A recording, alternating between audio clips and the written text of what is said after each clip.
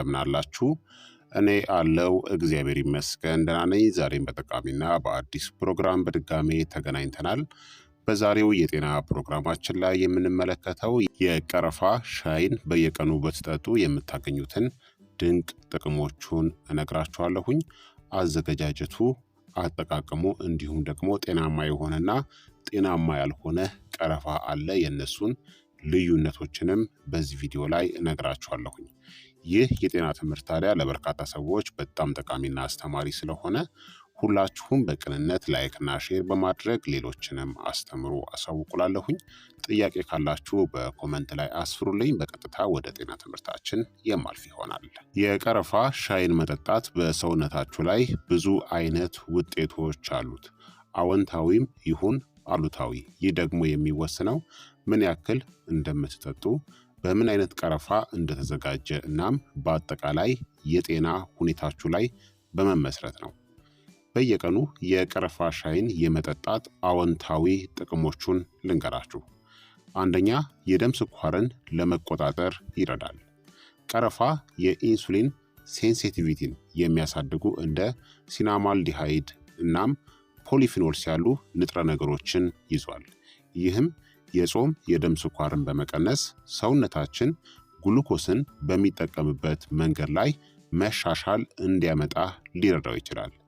የኢንሱሊን ሬዚስታንስ ወይም አይነት 2 የስኳር በሽታ ላለባቸው ሰዎች ጠቃሚ ነው፣ ነገር ግን ለመድኃኒትነት ምትክ የሚሆን አይደለም።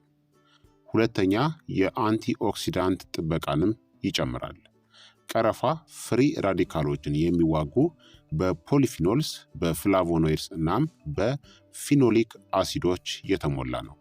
በየቀኑ መውሰድ የኦክሲዲቲቭ ስትረስን ይቀንሳል፣ የህዋስ ጉዳት እንዲዘገይ ያደርጋል እናም ስር የሰደዱ በሽታዎችን ስጋትንም ይቀንሳል። ሶስተኛ፣ የልብ ጤናን ይደግፋል። የኤልዲኤል ወይም ደግሞ መጥፎ ኮሌስትሮል እና ትራይግሊሰራይድን በመቀነስ የኤችዲኤል ወይም ጥሩ ኮሌስትሮልን ሊያሳድግም ይችላል። የደም ስሮችን ዘና እንዲሉ በማድረግ የደም ግፊትን ለመቀነስም ይረዳል። በደም ወሳጅ ቧንቧዎች ውስጥ ያለውን ኢንፍላሜሽንን በመቀነስ አጠቃላይ የልብና የደም ዝውውር ጤናንም ይደግፋል። አራተኛ፣ ምግብን ለመፍጨትም ይረዳል። ቀረፋ ጋዝን፣ የሆድ መነፋትንና የምግብ አለመፈጨትን ለመቀነስ የሚረዱ የካርሚኔቲቭ ባህሪያትም አሉት።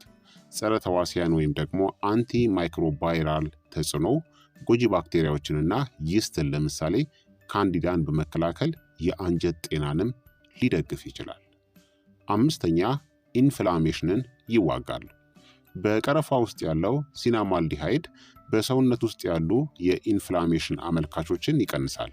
እንደ አርትራይተስ እና የጡንቻ ህመም ያሉ የኢንፍላሜሽን ሁኔታዎችን ምልክቶችን ሊያስታግስም ይችላል። የበሽታ የመከላከል አቅምን ያጠናክራል። ቀረፋ ጸረ ባክቴሪያ፣ ጸረ ቫይረስ እና ጸረ ፈንገስ ባህሪያትም አሉት። አዘውትሮ መውሰድ ሰውነታችሁ እንደ ጉንፋን፣ ፍሉ እናም የመተንፈሻ አካላት ችግሮችን የመቋቋም አቅምን ሊያሳድግም ይችላል። ስድስተኛ፣ ክብደትን ለመቆጣጠርም ይረዳል። ሆድ ባዶ የመሆን ሂደትን ሊያዘገይና ከምግብ በኋላ የደም ስኳርን ለማረጋጋትም ሊረዳ ይችላል። ይህም የምግብ ፍላጎት መጨመርንና ከልክ በላይ መብላትን በመቀነስ ጤናማ ክብደትን ለመቀነስ ወይም ለመጠበቅም ይረዳል። ሰባተኛ፣ የአእምሮ ጤና ጥቅሞችም አሉት። በቀረፋ ውስጥ ያሉት ንጥረ ነገሮች የአንጎል ሴሎችን ወይም ደግሞ ኒውሮንስን በመጠበቅ የማስታወስ ችሎታን እናም ትኩረትንም ሊያሳድጉ ይችላሉ። አንዳንድ ጥናቶች ቀረፋን እንደ አልዛይመርስ እና ፓርኪንሰንስ ያሉ የአንጎል በሽታዎችን የመቀነስ ስጋት ጋር ያያይዙታል። ስምንተኛ፣ የወር አበባ እናም የፒሲኦኤስ ምልክቶችንም ያሻሽላል። ቀረፋ የወር አበባ ዑደትን ለማስተካከል እናም የደም መፍሰስን ለመቀነስም ሊረዳ ይችላል።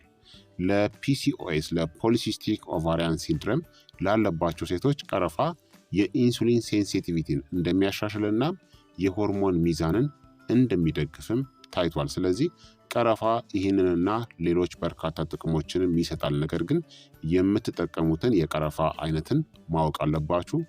አንዱ ቀረፋ ጎጂ ሲሆን አንዱ ቀረፋ ደግሞ ጠቃሚ ነው። እሱን በስተመጨረሻ ላይ እነግራችኋለሁኝ።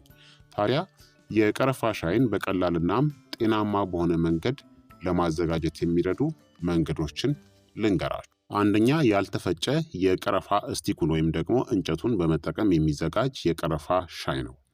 የሚያስፈልጋችሁ ግብአቶች ከ1 እስከ 2 የቀረፋ ስቲክ ወይም ደግሞ እንጨቱ፣ 2 ኩባያ ውሃ፣ አማራጭ ደግሞ 1 የሻይ ማንኪያ ማር ወይም ደግሞ የሎሚ ጭማቂን መጨመር ትችላላችሁ። አዘገጃጀቱም በጥሩ ሁኔታ እንዲዘጋጅ የቀረፋውን እንጨቱን ቆራርጡት። 2 ኩባያ ውሃ በሻይ ማፍያ ውስጥ አፍሉ። የቀረፋውን እንጨቶች ጨምሩና ከ10 እስከ 15 ደቂቃዎች ደግሞ አፍሉት። ከዛም ወደ ኩባያ አጥልሉት። ከፈለጋችሁ ማር ወይም ደግሞ ሎሚን ጨምራችሁ ትንሽ አቀዝቅዛችሁ መጠጣት ነው። ይህ ዘዴ ለስላሳ፣ ትንሽ ጣፋጭ እናም የሚያሞቅ ጣዕምን ይሰጣል። ሁለተኛ የዱቄት የቀረፋ ሻይ ነው። ይህ ፈጣን ዘዴ ነው። የሚያስፈልጋችሁ ግብአቶች ግማሽ የሻይ ማንኪያ የዱቄት ቀረፋ፣ 1 ኩባያ የፈላ ውሃ፣ አማራጭ ደግሞ ማር፣ ዝንጅብል ወይም ደግሞ ሎሚን መጨመር ትችላላችሁ። አዘገጃጀቱም ውሃውን አፍሉትና ትንሽ እንዲቀዘቅዝ አድርጉት። ከዛም የዱቄት ቀረፋውን በደንብ እስኪቀላቀል ድረስ ጨምራችሁ አማስሉት። ከዛም ለ5 ደቂቃዎች እንዲቆይ አድርጉት። ደለል እንዳይኖረው በጥሩ ወንፊት ወይም ደግሞ በቡና ማጥለያ አጥልላችሁ መጠጣት ነው። ፈጣን ነው፣ ነገር ግን ካላጣራችሁ ትንሽ ደለል ሊኖረው ይችላል። ሶስተኛ ደግሞ የቀረፋ እና የዝንጅብል ሻይ ነው። ለምግብ መፈጨትና በሽታን ለመከላከል ማለት ነው። የሚያስፈልጋችሁ ግብአቶች 1 የቀረፋ እንጨት፣ 1 ኢንች ትኩስ ዝንጅብል መጠነኛ የተከተፈ ወይም ደግሞ የተፈጨ ማለት ነው፣ 2 ኩባያ ውሃ፣ ማር ወይም ደግሞ ሎሚን እንደ ጣዕም መጨመሪያ መጠቀም ትችላላችሁ። አዘገጃጀቱም ውሃውን ከዝንጅብል ቁርጥራጮቹ ጋር አፍሉት። የቀረፋውን እንጨት ጨምሩበትና ለ10 ደቂቃዎች በዝግታ አፍሉት።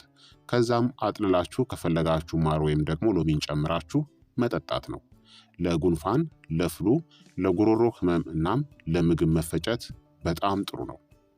አራተኛ ቀረፋ እናም አረንጓዴ ሻይ ነው። ለክብደት ለመቆጣጠር እናም ለኃይል የሚያስፈልጋችሁ ግብአቶች 1 የቀረፋ እንጨት ወይም ደግሞ ግማሽ የሻይ ማንኪያ የቀረፋ ዱቄት ያስፈልጋችኋል። 1 አረንጓዴ ሻይ ከረጢትና ከ1 እስከ 2 ኩባያ የፈላ ውሃ፣ ሎሚ ወይም ደግሞ ማር እንደ አማራጭ ያስፈልጋችኋል። አዘገጃጀቱም የቀረፋውን እንጨቱን ለ10 ደቂቃዎች በሙቅ ውሃ ውስጥ አፍሉት። ከዛም የአረንጓዴ ሻይ ከረጢቱን ጨምሩ እናም ከ2 እስከ 3 ደቂቃዎች እንዲጠጣ አድርጉት። ከዛም አውጥታችሁ መጠጣት ነው።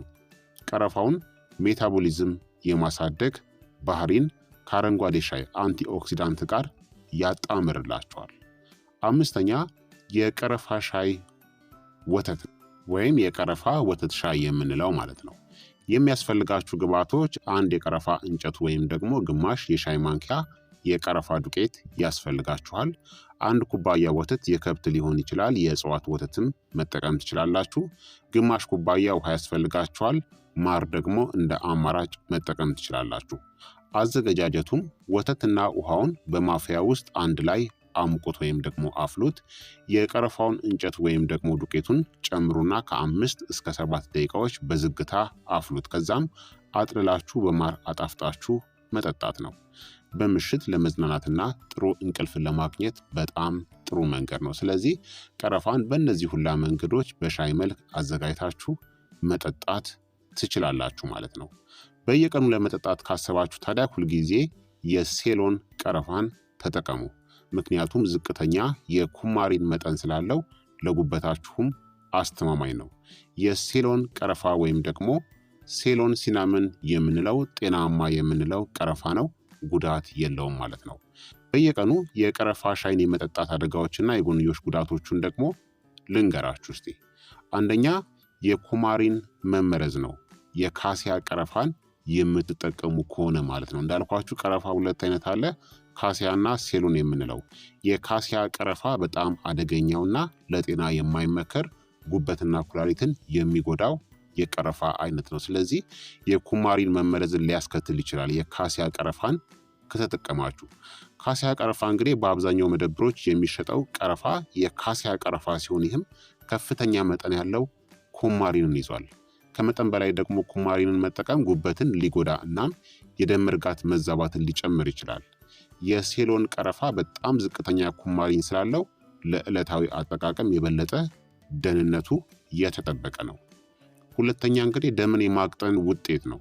ቀረፋ ተፈጥሯዊ የደም ማቅጠኛ ሆኖ ሊያገለግል ይችላል። እንደ ዋርፋሪን፣ አስፕሪን ወይም ደግሞ ሌሎች የደም መርጋት መከላከያ መድኃኒቶች ጋር በመግባባት የደም መፍሰስ ስጋትን ሊያሳድገው ይችላል ማለት ነው። ሶስተኛ ደግሞ የአለርጂ ምላሽ ሊከሰት ይችላል። አንዳንድ ሰዎች የአፍ ወይም ደግሞ የቆዳ መቆጣት ሊያጋጥማቸው ይችላል። በከፍተኛ መጠን ከተወሰደ በአፍ ውስጥ ቁስል ወይም ደግሞ የማቃጠል ስሜትንም ሊያስከትል ይችላል። አራተኛ የደም ስኳር መጠን መቀነስ ነው፣ ሃይፖግላይሲሚያ የምንለው። ቀረፋ የደም ስኳርን ለመቀነስ የሚረዳ ቢሆንም ከልክ በላይ ከተወሰደ የደም ስኳር በጣም እንዲቀንስ ሊያደርግ ይችላል፣ በተለይም የስኳር በሽታ መድኃኒትን የሚወስዱ ሰዎች ላይ። አምስተኛ ደግሞ በእርግዝና እናም ጡት በማጥባት ጊዜ ጥንቃቄ ማድረግ ያስፈልጋል። በእርግዝና ወቅት ከፍተኛ መጠን ያለው የቀረፋ ሻይ አይመከርም፣ ምክንያቱም የማህፀን መኮማተርን ሊያነቃቃ ስለሚችል። ጡት በማጥባት ጊዜ ደግሞ ከመጠን በላይ ቀረፋ የእናት ጡት ወተት ጣዕምን ሊለውጥ ወይም በጨቅላ ህጻናት ላይ የስሜታዊነት ችግርንም ሊፈጥር ይችላል ማለት ነው። ታዲያ የቀረፋ ሻይን በየቀኑ ጤናማ በሆነ መንገድ ለመጠጣት አንደኛ የቀረፋውን አይነት መምረጥ ያስፈልጋል። የኩማሪን ተጋላጭነትን ለመቀነስ ከካሲያ ቀረፋ ይልቅ የሴሎን ቀረፋን ተጠቀሙ። ሁለተኛ የሚመከረው መጠን ነው። በቀን አንድ ትንሽ ኩባያ ወይም ደግሞ ግማሽ የሻይ ማንኪያ የሴሎን ቀረፋ ዱቄት ወይም 2 የቀረፋ እንጨት ከተጠቀማችሁ በቂ ነው። ሶስተኛ ከመጠን በላይ ከመጠቀም ተቆጠቡ። በቀን ከ1 እስከ 2 የሻይ ማንኪያ በላይ የካሲያ ቀረፋ ጎጂ ሊሆን ይችላል። ከዛ በላይ አትጠቀሙ። ተጨማሪ የጤና ጥቅሞችን ለማግኘት ትንሽ ዝንጅብል፣ ማር ወይም ደግሞ ሎሚን ጨምራችሁበት ተጠቀሙ። የምትጠጡበት ጊዜ ደግሞ ከምግብ በኋላ መጠጣት የምግብ መፈጨትን በማሻሻል የደም ስኳርንም ለማረጋጋት ይረዳል ማለት ነው። በአጠቃላይ የቀረፋ ሻይ መጠጣት የደም ስኳርን፣ የልብ ጤናን፣ የምግብ መፈጨትንና የበሽታ መከላከል አቅምን ይደግፋል። አንቲኦክሲዳንትና አንቲ ኢንፍላማቶሪ ጥበቃን ይሰጣል። ክብደትንናም የሆርሞን ሚዛንንም ለመቆጣጠር ይረዳል። ነገር ግን በትልቅ መጠን ወይም ደግሞ በተሳሳተ የቀረፋ አይነት ማለትም ካሲያን ከወሰዳችሁ አደጋዎች ይኖረዋል ማለት ነው። የሴሎን ቀረፋን በመምረጥና ደህንነቱ በተጠበቀ መጠን በመጠጣት ጥቅሞቹን እየተጠቀማችሁ የጎንዮሽ ጉዳቶቹን ማስወገድ ትችላላችሁ ማለት ነው።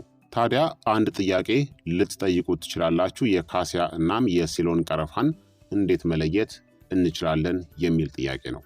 ብዙ ሰዎች የካሲያ ቀረፋ ወይም ደግሞ በብዛት የሚገኘው እና ርካሽ አይነቱ ጎጂ የምንለው እናም የሴሎን ቀረፋ ወይም ደግሞ እውነተኛ ቀረፋ እናም ጠቃሚ የምንለው ቀረፋ የተለያዩ መሆናቸውን አያውቁም። ልዩነታቸውን እንዴት መለየት እንደምትችሉ እነግራችኋለሁኝ። በካሲያ እናም በሴሎን ቀረፋ መካከል ያሉ ልዩነቶቹን ማለት ነው። የሴሎን ቀረፋ ጤናማው ቀረፋ ነው። አንደኛ የእንጨቶቹ ገጽታ ወይም ደግሞ ቅርጽ ነው።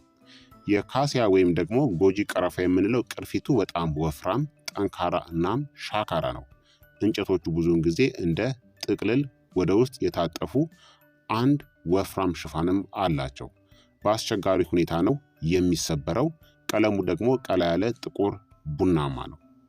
የሴሎን ቀረፋ ወይም ደግሞ ጤናማው ቀረፋ ደግሞ ቅርፊቱ ቀጭን፣ በቀላሉ የሚሰበርና እንደ ወረቀት ነው። እንጨቶቹ እንደ ሲጋራ የታጠፉ በርካታ ቀጭን ሽፋኖችም አሏቸው። በቀላሉ በጣቶች ይሰበራሉ። ቀለሙ ደግሞ ቀላ ያለ ቡናማ ወይም ደግሞ ወርቃማ ቡናማ ቀለም ያለው ነው። ሁለተኛ ደግሞ የዱቄቱ ገጽታ ነው። የካሲያ ወይም ደግሞ ጎጂ ቀረፋ የምንለው ጠቆር ያለ ቀይ ቡናማ ዱቄት ጠንከር ያለም ሽታ አለው። የሴሎን ቀረፋ ደግሞ ቀለል ያለ ቡናማ ቀይ ዱቄትና ለስላሳ እናም ደስ የሚል መዓዛ ያለው ነው። ሶስተኛ ደግሞ ጣዕሙና መዓዛው ነው። የካሲያ ቀረፋ ጠንካራ ቅመም የበዛበት ስለታምና አንዳንዴም ትንሽ መራራ ነው። ብዙ ጊዜ በመጋገር እንደ ቀረፋ ጥቅልል ጥቅም ላይ ይውላል። የሴሎን ቀረፋ ደግሞ ለስላሳ፣ ጣፋጭ፣ ልስልስ ያለ እናም የአበባ መዓዛ ያለው ነው። ለሻይና ለሕክምና አገልግሎት በጣም የሚመረጥ ነው። አራተኛ ደግሞ የኩማሪን ይዘታቸው ነው። ይህ ጤና ነክ ጉዳይ ላይ የሚያመዝነው ማለት ነው።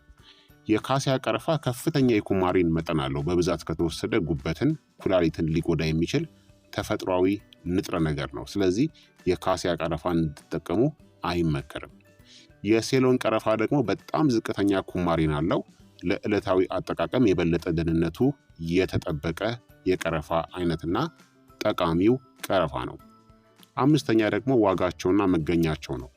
የካሲያ ቀረፋ በጣም ርካሽና በብዛት በሱፐር ማርኬቶች እንዲሁም ደግሞ በገበያ ላይ በከፍተኛ ሁኔታ የምታገኙት የካሲያ ቀረፋን ስለሆነ በጣም ጥንቃቄ ልታደርጉ ይገባል ማለት ነው።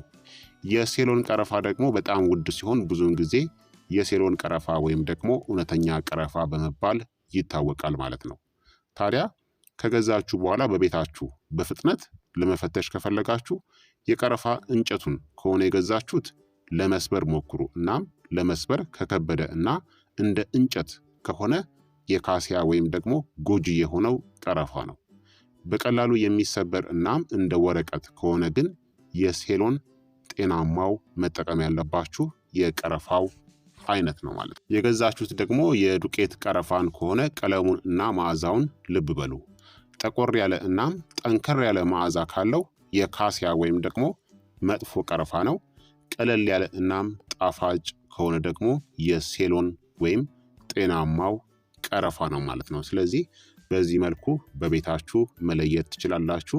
ነገር ግን በስፋት በገበያ ላይ ያለው የካሲያ ቀረፋ ስለሆነ ከቻላችሁ ጥንቃቄ ማድረግ ይኖርባችኋል። ስትገዙ እንዳልኳችሁ ለይታችሁ መግዛት ይኖርባችኋል ማለት ነው። ምክንያቱም የካሲያ ቀረፋን ከሆነ በየቀኑ የምትጠቀሙት እንዳልኳችሁ ጉበታችሁንና ኩላሊቶቻችሁን ሊጎዳ ይችላል ማለት ነው። ጥንቃቄ አድርጉ። እንዲሁም ደግሞ ማንኛውንም ቀረፋ ጤናማው የሴሎን ቀረፋንም የምትጠቀሙ ከሆነ በሻይ መልክ በልኩና በመጠኑ በቀን 1 የሻይ ብርጭቆ ብቻ በቂ ነው። እሱንም ዱቄቱን ከሆነ ግማሽ የቀረፋ ዱቄት ከተጠቀማችሁ በቂ ነው። እንጨቱን ከሆነ ደግሞ 2 ስቲክ ወይም ደግሞ 1 ስቲክም ይበቃችኋል ማለት ነው። ከዛ በላይ በፍጹም አትጠቀሙ። እንዲሁም ደግሞ ለተከታታይ 2 ሳምንት ከተጠቀማችሁ በኋላ 1 ሳምንትን አረፍ ብላችሁ ከዛ በኋላ ደግሞ እንደ አዲስ ብትጠቀሙ መልካም ነው ማለት ነው። ጤናማም ነው። ብዙ ጉዳቶችንም ለመከላከል ይረዳችኋል ማለት ነው። ስለዚህ ክቡራትና ክቡራን ተመልካቾቼ የዛሬው የጤና ትምህርት እንግዲህ ይህንን ይመስል ነበረ። እንደተማራችሁበት ተስፋ አደርጋለሁኝ። ሀሳብ አስተያየታችሁ ደግሞ አይለኝ ይላለሁኝ። ይህ የጤና ትምህርት ለበርካታ ሰዎች በጣም ጠቃሚና አስተማሪም ስለሆነ ሁላችሁም በቅንነት ላይክና ሼር እያደረጋችሁ ሌሎችንም አስተምሩ፣ አሳውቁላለሁኝ። ጥያቄ ካላችሁ ደግሞ በኮመንት ላይ አስፍሩልኝ። በቀጣይ የጤና ትምህርት እስከምንገናኝ እኔንም እናንተንም ቸር ያቆየን። መልካም ጊዜ፣ መልካም ቆይታ